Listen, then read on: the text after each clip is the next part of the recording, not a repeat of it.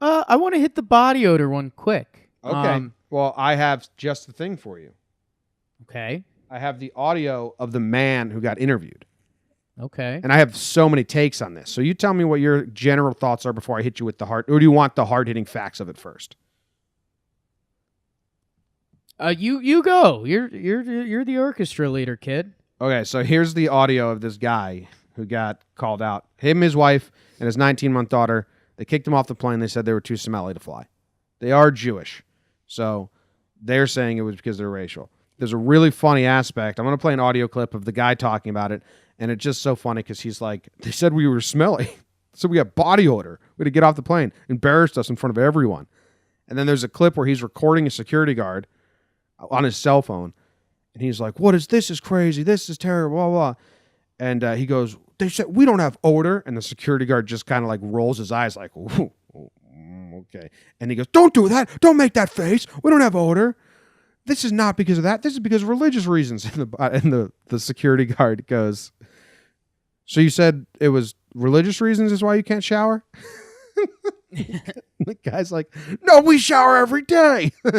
But real good retort by the security guard. It wasn't because of the odor. It's because of religious reasons. Oh, you don't shower for religious reasons?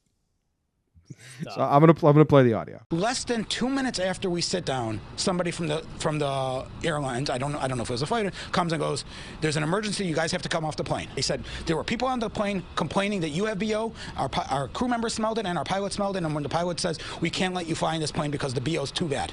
You have to calm down. I have to calm down. I have 8 children at home, and there's a religious reason, for some reason, that they're kicking me off the plane. We don't have odor, okay? Nobody here has odor. Oh, stop, give me that. Oh, stop, okay? Now, you told me for religious reasons you don't shower? Is that what you said? No, I did. I shower every... They're going around pushing their nose like, whoa, it smells it. And those were the managers. I asked if there anybody on top of them, and they're going, no, we're the managers. And that's what they were doing. They were embarrassing us in front of everybody. So yeah, this guy, dude, this sucks because let me tell you something, Jake, right now. These guys smell, so it wasn't religious reason. There's a smelly dude, and he doesn't know he smells, and there's nothing sadder than that because you're always the last to smell your own scent. But I have something to say. I feel like society is at its nicest and whole and most like self-contained on airplanes. Everyone. I got to stop you there. To a degree.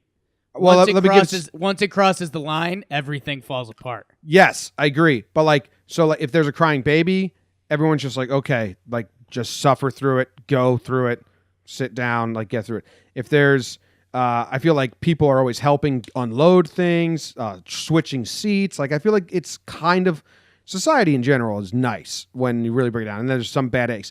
But for the whole plane and the flight attendants to all agree that this was an odor-based situation. And for not, usually when there's viral videos, there's always one person like, this is wrong. What you're doing to them is wrong. And there's no one standing up. These guys smelled. They smelled bad. Yeah, this is a no-doubter. Because no one just gets kicked off a plane for being Jewish. No. But you do get kicked off a plane for being smelly. Oh, yeah. And if it's the whole so that's the interesting dynamic to me. Like, why is this whole family smelly? Is there something we don't know about? Or is it the dad just being super smelly? Maybe he's a good dad. Maybe the daughter has this, like, smelly disease, and he's just trying to stick up for her and be like, no, you don't smell, babe. They're not talking about you. So I've given him a good guy dad out. You're not getting the Jewish way out. I'm sorry. No, you can't play that card here. That dude smelled. It's tough realization because he's really going in front of the cameras to plead his case. And I want one of the reporters, like, I want them to send it back up to the booth, and one of the guys in the booth go like, "Hey, John. Oh, John's our local cameraman on the scene. John, did he smell?" And then the cameraman's like, yeah, it was pretty bad. Yeah, we need.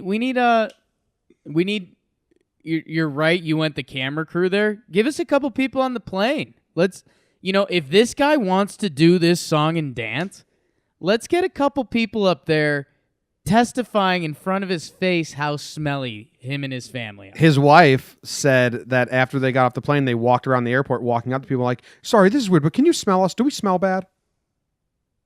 And again, in an airport, no one's going to be like, yeah, you actually do smell bad. And then like, you just be like, no, you're fine, and walk away. I think you try your hardest not to address it. Because so a couple things. You said inside of the airplane, society is a good place, and you're right, because little gestures go a long way on the airplane. You help someone lift up their bag, or you get out of the way for them to get in their seat. You're right. Like, that's nice. The crying baby example, I think that's a toss-up, because you say, like, oh, people just sit there. Well, you have to. And then if you make a scene, now you're making a scene on an airplane, and you're the bad guy. So I'm saying it takes a lot for people to make scenes. When you're outside of the airplane, when you're in the airport, I think those rules go away, because you've got people rushing to their terminals. You don't know where people have to go. You don't know everybody's agenda. So I think outside of there, the rules are gone. Well, I mean, picture yourself like walking around an airport. Like I'm head down. I'm just doing my own thing. Someone could walk up to me with a handful of horse shit, put it in front of my nose, be like, hey, real quick, buddy, does this horse shit smell bad? And I'd just be like, no, it's fine. And then like not break stride. Yeah, you just walk past. Yeah. I don't even think you acknowledge them. I think you give like the scared deer look. Like someone's trying to talk to me in an airport, and you just keep going. You're like playing a catch. So imagine this husband and wife walking up to you, like putting their scent on your nose. Like, do we smell bad? No one's stopping to smell. And no, and if they you do, just keep it moving. You just assume that's a crazy person, and you keep it moving. So I don't think they were getting the like, oh, you're fine, and keep it moving. I think they were getting, you guys are clearly insane, keep it moving. Yeah, it's a tough break when you find out you're smelly. Tough break for the daughter. You don't bounce back from that.